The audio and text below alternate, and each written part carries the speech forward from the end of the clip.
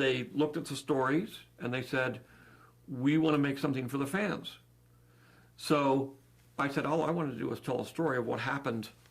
You know, it started here and it went there. And it's all about generations, and it's about, you know, the issues of fathers and sons and grandfathers, and it's a family soap opera.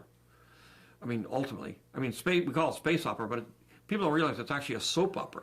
Yeah. And it's all about family problems and that. It's not about spaceships.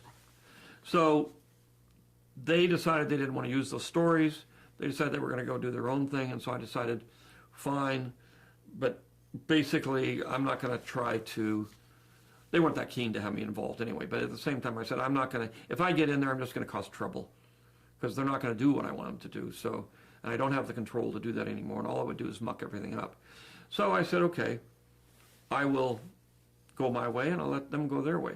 And it really does come down to a simple rule of life, which is when you break up with somebody, the first rule is no phone calls. The second rule, you don't go over to their house and drive by to see what they're doing. Yes. The third one is you don't show up at their coffee shop or the things what you're going to burn it.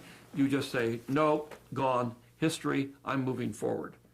Because every time you do, and you know, we all learn this from experience, every time you do something like that, you're opening the wound again. And it just makes it harder for you. You have to put it behind you, and it's a very, very, very hard thing to do. But you have to just cut it off and say, okay, end the ball game. I got to move on. And everything in your body says, don't, you can't. And these are my kids.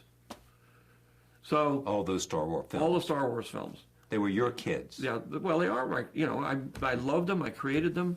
I'm very intimately involved in them, and obviously to and sell you them sold off. them. I sold them to the white slavers that take these things and. Okay, but I mean, but having said all that, and having talked to you for the last, and known you for a while, and admired you, I mean, it must hurt you. Well, no, it's your family. It's the last story. It's your story. But it's in the end, you. But I knew there's 3 more stories, and I knew that was going to probably take, you know, to do it right would take about 10 years.